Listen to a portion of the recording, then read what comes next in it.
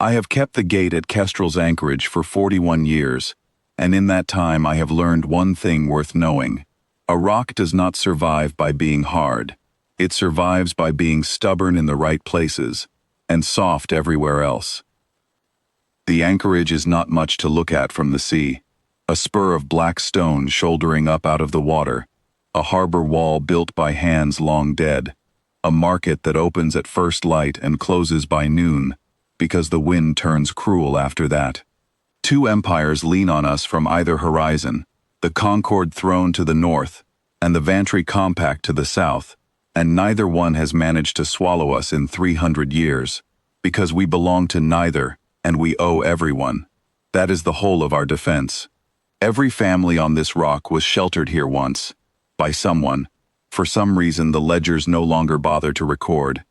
The debt gets passed down like a coat too big for the child who inherits it. Eventually it fits. I was such a debt myself, once.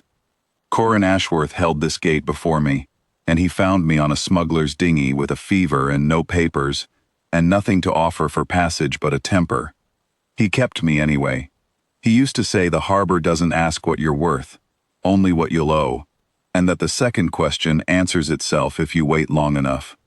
I buried him 19 years ago under the lighthouse wall, and I have tried since to be worth what he spent on me. I tell you all this because it matters for what came after. On the morning the fisherman Delic brought the girl. She came in wrapped in a net tarp at the bottom of his boat, ashen gray skin gone the color of wet ash, silver hair plastered flat, eyes the pale green of sea glass and open, watching everything, saying nothing. Not crying, not screaming, just watching. The way something watches that has learned screaming changes nothing. Delic said he'd found her in a cargo crate meant for fish, off a Concord transport that had stopped for water 2 nights back and left in a hurry. He said he didn't ask questions, because questions have a way of becoming answers you're better off not having. I carried her up from the quay myself. She weighed less than the netting she was wrapped in. In my kitchen, I gave her bread and broth and an old brass compass with no needle left in it, just a keepsake Corin had given me once, the housing worn smooth as a river stone. She turned it over twice in her small gray hands before she looked up at me. "Are you the one who decides?" she said. Not a child's question, a prisoner's question. "Nobody decides anything on this rock without the rock's say in it," I told her. "You're safe here as long as I'm standing. And I plan on standing a good while yet." Her name was Senna. That was all she gave me for the first month. Her name, and the fact that her parents had worked for a Concord shipping registry and had disappeared 11 days before Delic found her, and that a woman in a gray coat had come to the school asking after loose ends. She did not cry when she told me. She had the flat, careful voice of someone rationing her own grief, because there wasn't a safe place yet to spend it. I did not push her. Iron does not need heating twice. By winter she had a corner of my kitchen, a cot, a task feeding the gulls that nested under the harbor wall, and a way of standing at my elbow when the Concord flagships passed offshore, silent, watching them the way she'd once watched me. I taught her the tally board and the tide charts, how to read weather in the color of the water past the breakwater, which fish sellers gave honest weight, and which put a thumb on the scale. She taught me, without meaning to, how quiet a person can get and still be alive inside it.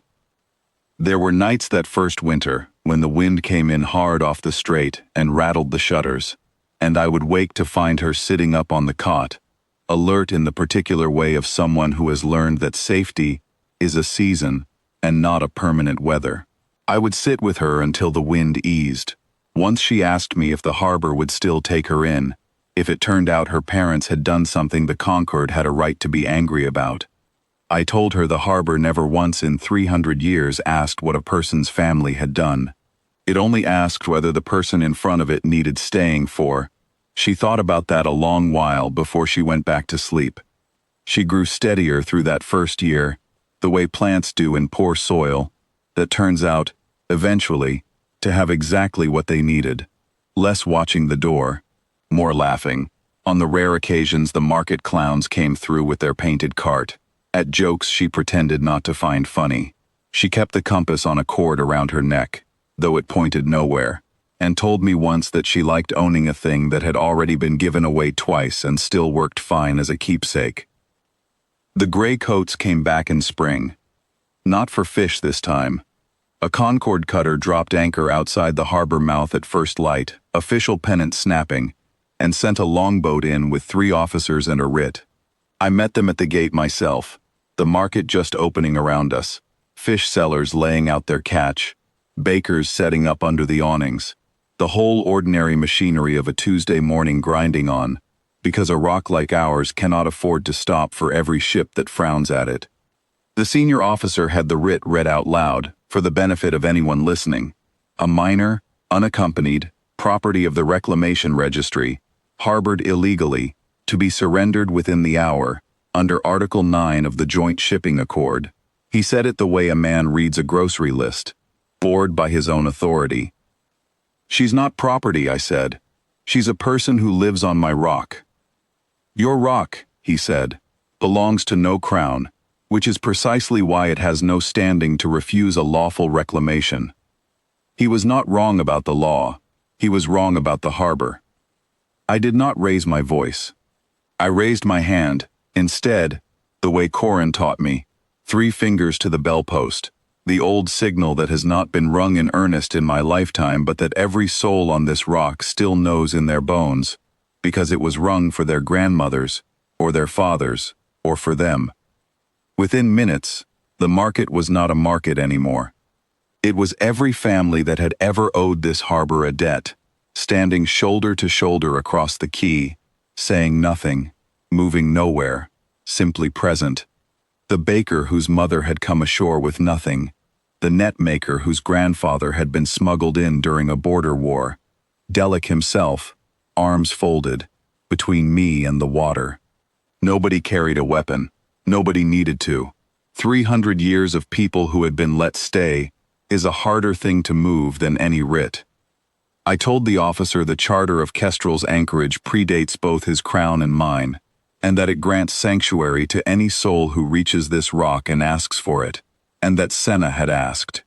I told him if he wanted to enforce Article 9, he was welcome to explain to his superiors why a reclamation of one small girl required putting down half a free port on a treaty morning, in full view of a Vantry trade envoy, anchored 2 berths down, who would report every word of it home with considerable pleasure. I watched the arithmetic move behind his eyes.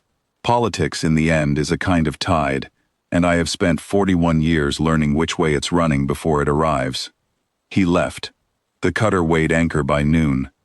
Senna did not say anything to me that whole day, until evening, when she came and stood at my elbow the way she always did, and put the old brass compass back into my hand. "You didn't have to do that," she said. "I owed it," I said. "Somebody stood on this quay for me once, when I was smaller than you, and had nothing to offer either. I'm only passing the coat along. Someday you'll pass it further." She is grown now, and gone from my kitchen to a home of her own 2 streets up, married to a boy from the netmaker's family, and she keeps a stall at the market that opens at first light same as it always has. Every year on the morning Delic pulled her from that crate, she brings me bread I did not ask for, and does not explain why, and I do not make her. Some debts you repay by saying so, others you repay simply by staying, by opening your stall at dawn on a rock that should have drowned 300 years ago and hasn't, because enough people kept deciding, one small kindness at a time, that it wouldn't.